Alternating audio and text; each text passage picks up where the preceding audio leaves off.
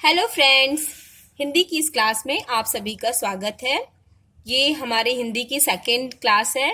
इसके पहले वाली क्लास में हम सभी ने हिंदी की शुरुआत की थी, जिसमें हमने वर्ण और वर्णमाला के बारे में पढ़ा था।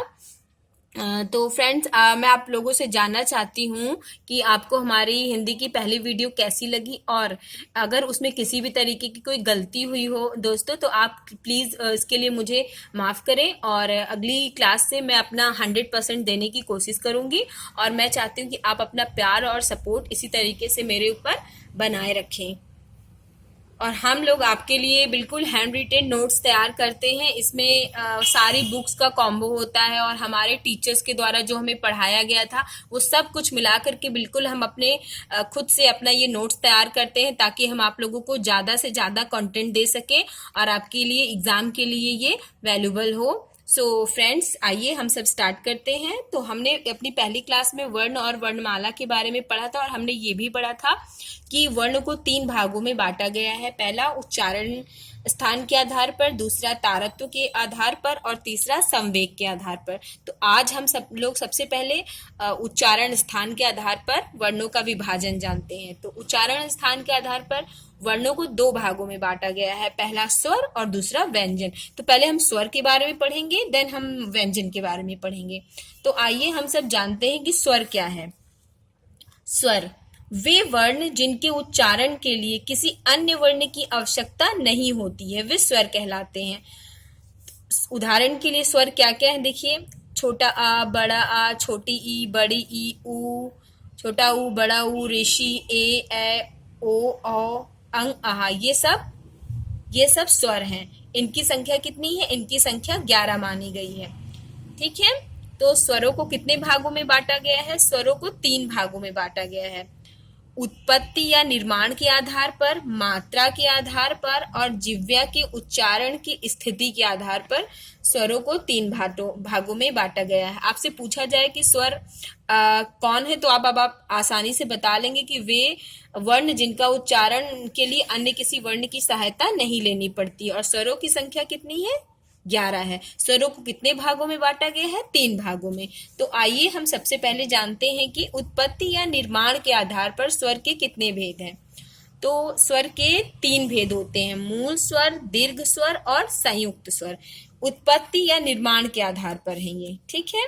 तो अब हम पढ़ेंगे कि मूल स्वर या ह्रस्व स्वर किसे कहते हैं।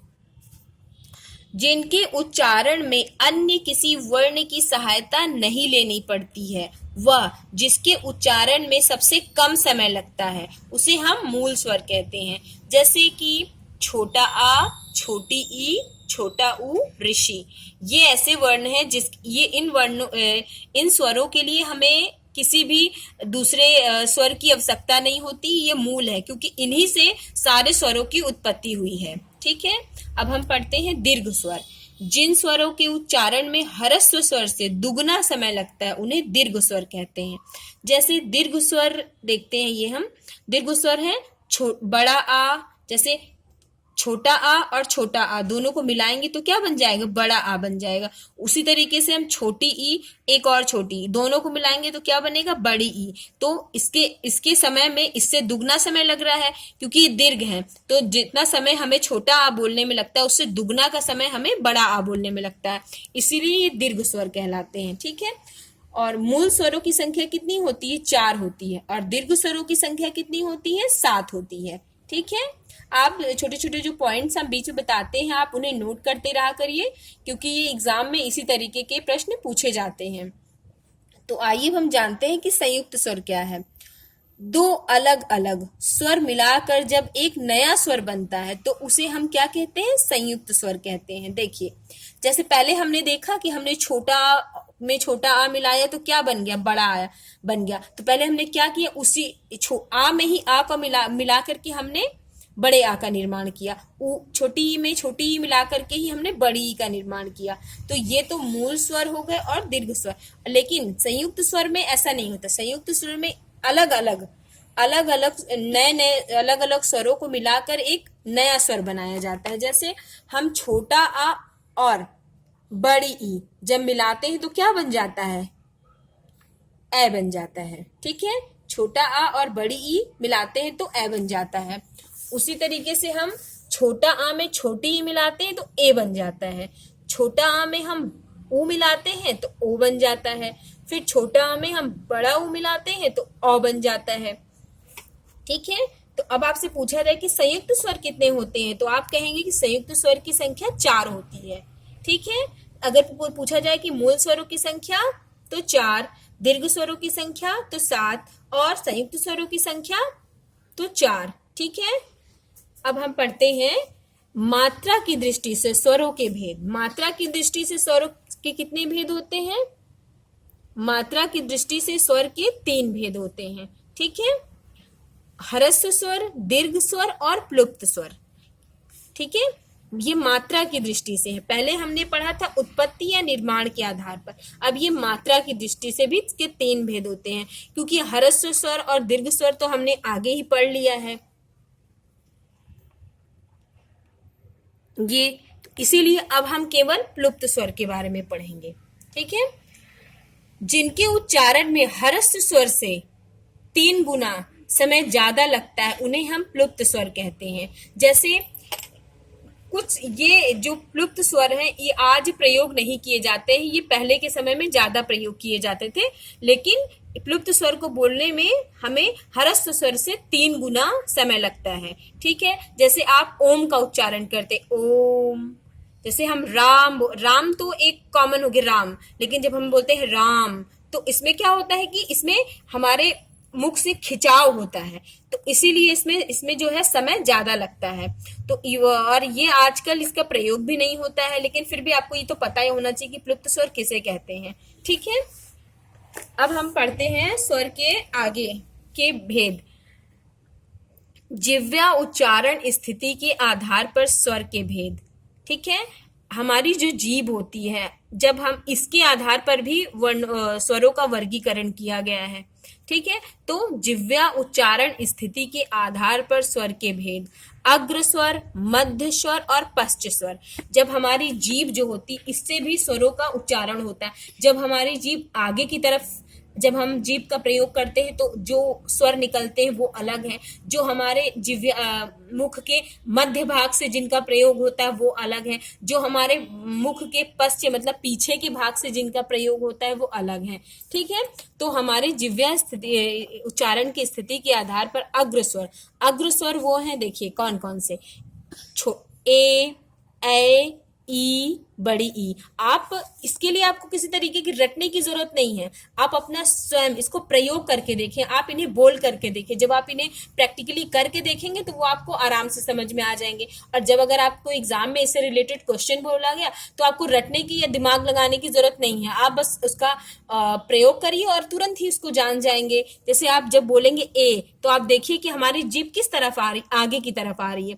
जब आप बोलेंगे ए तभी भी छोटी ई, बड़ी ई, तो ये सब हमारे अग्र स्वर है। मध्य स्वर केवल एक है, कौन है? छोटा आ। ये तो बहुत ही आसान है, मध्य स्वर क्योंकि एक है तो आपको याद करने की भी जरूरत नहीं है।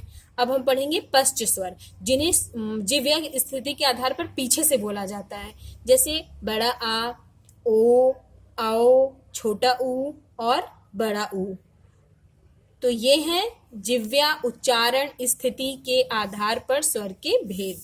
ठीक है, अब हम नेक्स्ट पढ़ेंगे ओष्ठाकृति के आधार पर। ओष्ठाकृति मतलब हमारा जो ओंठ होता है, होंठ, इसकी जब हम कोई स्वर बोलते हैं या कोई व्यंजन तो हमारे ओंठ में भी एक अलग तरीके की आकृति आ जाती है। आप जब कोई शब्द वर्ण बोलेंगे तो आपका ओंठ जो है वो भी एक अलग आकृति धारण करेगा।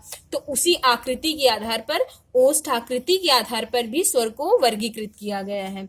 जैसे विवृताकार स्वर, जब हम ओंठ से बोलते हैं तो हमारे जो स्वर की आकृति होती है एक वृत्ताकार हो जाती है। वृत्त तो आप लोगों ने देखा ही है, गोल है ना, गोल आकार हो जाता है वृत्त की तरह, तो वो होता है विवृताकार स्वर।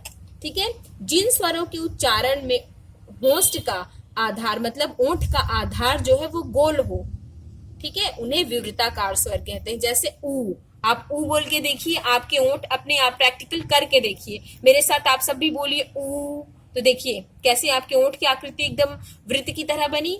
फिर आप उसी तरीके से जब ऊ, वो भी वैसे ही बनेगा। ओ, औ। तो इसमें हम देखेंगे कि हमारे ओंठ की जो आकृति है ये बदल रही हैं, तो इसलिए ये क्या है, विवृताकार स्वर है।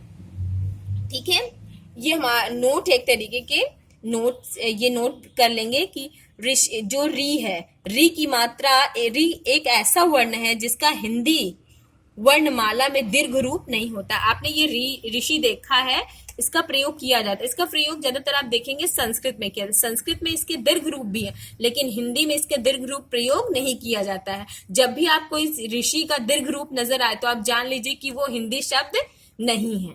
ठीक है, वो हमेशा संस्कृत के शब्द होंगे, क्योंकि हिंदी वर्णमाला में ऋषि री का दीर्घ रूप प्रयोग नहीं किया जाता है। ठीक है, फिर आप देखिए यहाँ हिंदी में स्वरों की संख्या कितनी होती है, तो आप लिखेंगे कि 11 होती है। ह्रस्व स्वर की संख्या कितनी होती है, 4 होती है। दीर्घ स्वर की संख्या कितनी होती है, 7 होती है। और संयुक्त स्वर की संख्या कितनी होती है, 4 होती है। ठीक है, और हिंदी में आपसे पूछा जाए कि अयोगवाह किसे अयोगवाह क्या है, या अयोगवाह किसे कहते हैं। ठीक है, तो अयोगवाह क्या है, अयोगवाह की संख्या है 2। अयोगवाह वो होते हैं जो ना ही स्वर होते हैं और ना ही व्यंजन, तो वो क्या कहलाते हैं, अयोगवाह कहलाते हैं। ठीक है, तो अयोगवाह की संख्या हुई 2, अंग और आहा, ये क्या है, अयोगवाह है। ठीक है, अब हम अपने इस स्वर के लेसन को फिनिश करने से पहले एक बार मैं रिवाइज करा दूं कि स्वरों की संख्या कितनी है, 3 है। उत्पत्ति के आधार पर स्वर 3 प्रकार के होते हैं। मात्रा की दृष्टि से भी स्वर के 3 भाग होते हैं। ठीक है, और जिह्वा की स्थिति के आधार पर भी स्वर के 3 भाग होते हैं, और ओष्ठाकृति के आधार पर स्वर के 2 भाग होते हैं। लेकिन आप इसे एक ही भाग, क्योंकि दूसरा भाग जो होता है उसमें ओंठ की कोई आकृति नहीं बनती है, इसलिए मैंने उसे नहीं लिखा। अगर आपको एग्जाम में पूछा भी जाएगा तो आपको इन्हीं चारों में से प्रश्न आएगा कि ओष्ठाकृति के आधार पर इन्हीं चारों को दिया जाएगा, तभी आपसे वो प्रश्न पूछे जाएंगे। तो आप जान लीजिए कि ओष्ठाकृति के आधार पर भी स्वर की एक विवृताकार स्वर होता है। ठीक है, तो इसी से मैं अपना ये स्वर वाला लेसन फिनिश करती हूँ, क्योंकि हम बहुत ही छोटे छोटे वीडियो बना रहे हैं और ताकि आप अपना सिलेबस कंप्लीट करते रहें, तो इसीलिए मैं अपने इस क्लास को यहीं पे विराम देते हुए आप सभी का धन्यवाद करती हूँ। So thank you friends.